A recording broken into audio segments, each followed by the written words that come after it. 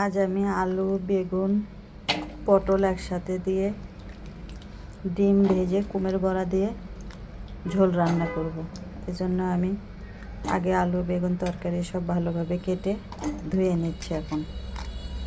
এখানে আমি একটা ডিম সিদ্ধ করে ছিলে রেখেছি, এটা ছেলের জন্য ভুনা করব। এখন আমি ডিম ভেজে নিচ্ছি, ডিম ভেজে তরকারি রান্না করব। আগে তেল গরমের দিয়ে কুমের বড়াগুলো আমি ভালোভাবে ভেজে নেব।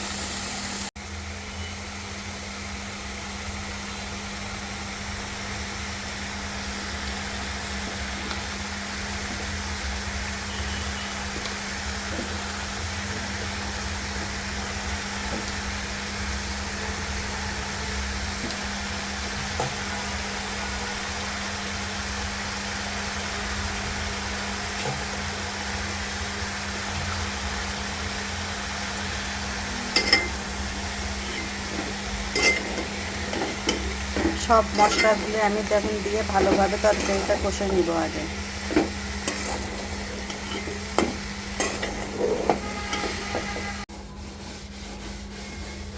রান্না চলতেছে আমার, এই ফাঁকে গ্যাসটা পরিষ্কার করে নিচ্ছি।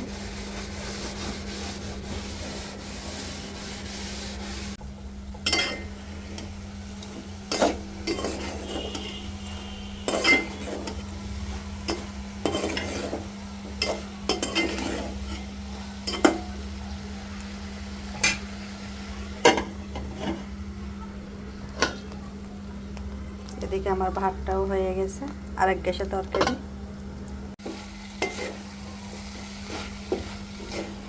এখন আমি এর ভেতরে কুমড়োর বড়াগুলো দিয়ে দেব।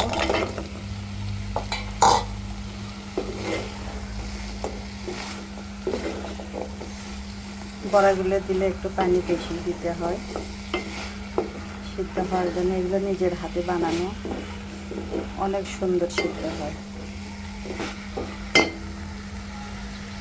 এখন আমি পানি দিয়ে দিব।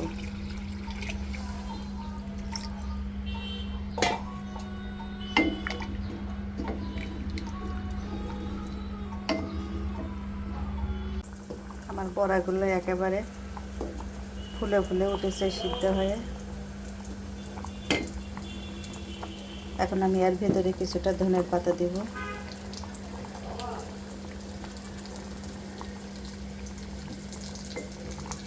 ধনের পাতাগুলো অনেক কয়েকদিন হলো কেমন হয়ে গেছে একটু।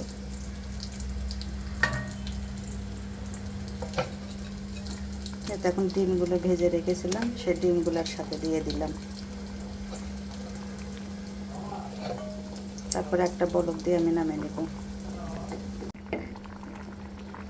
আমার তরকারি রান্নাটা হয়ে গেছে। এখন আমি এর ভিতরে জিরের গুঁড়ো দিয়ে নামিয়ে নেব।